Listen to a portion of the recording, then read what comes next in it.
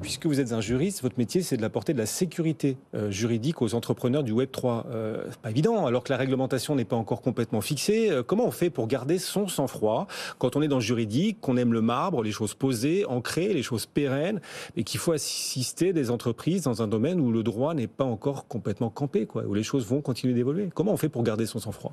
Alors, vous visez juste, hein, parfois notre accompagnement s'apparente plus à un défi. Il y a une assistance psychologique peut-être? Par moment, Ouais. parfois. Mais c'est surtout, j'ai envie de dire, on revient aux fondamentaux, finalement.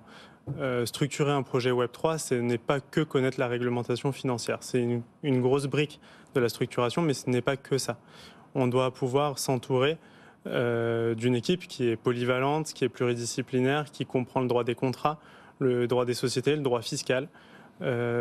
Structurer un projet Web3, finalement, c'est avant tout un sujet de qualification juridique. Quand on me dit « je veux émettre un token », d'accord, mais qu'est-ce que c'est que ce token? C'est un droit, ça va être une part de société, et finalement, c'est ce travail de qualification derrière qui va nous permettre de choisir la réglementation finalement applicable, de la déterminer à tout le moins, et donc par la suite de pouvoir apporter cette sécurité à nos porteurs de projets. Comment on fait pour trouver des professionnels sur ces questions juridiques dans un écosystème en pleine naissance? Comment on fait alors que même l'autorité des marchés financiers peine à trouver des experts?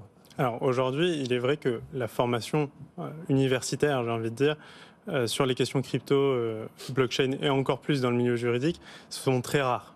Ça, c'est un fait. Trouver des professionnels formés est vraiment compliqué, et ça, je l'admets.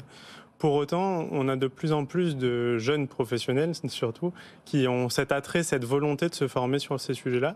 Et donc, quand ils ont une excellence académique sur un autre sujet juridique, que ce soit, je l'évoquais, le droit des sociétés, le droit fiscal, et qu'ils ont en plus cette volonté de se former, finalement, avec un peu d'expérience, on arrive à avoir des profils qui sont extrêmement compétents. Donc vous trouvez, là, vous n'avez pas de pénurie de main-d'œuvre dans On votre arrive à domaine? trouver, et nous dirons que le sud d'Aix-en-Provence joue aussi un peu en notre faveur, le soleil. Ah, vous êtes là-bas? Oui. Ah, d'accord.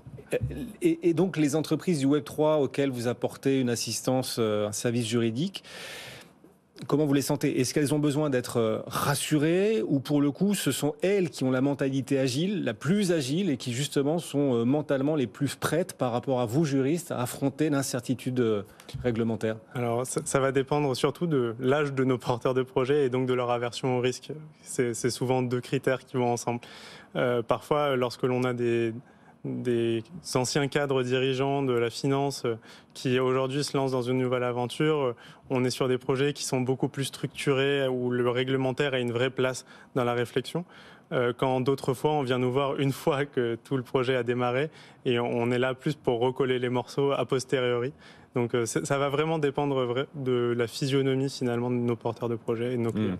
Oui, oui. Mais c'est vrai que pour lancer des projets dans le Web3, il faut soi-même être extrêmement agile mentalement, aimer l'aventure. Enfin, on est dans un univers de pionniers là. Et donc peut-être que cette insécurité réglementaire finalement leur plaît aux acteurs du Web3 parce que ça correspond à leur mentalité aussi d'aventurier, d'agilité, quoi. C'est cela.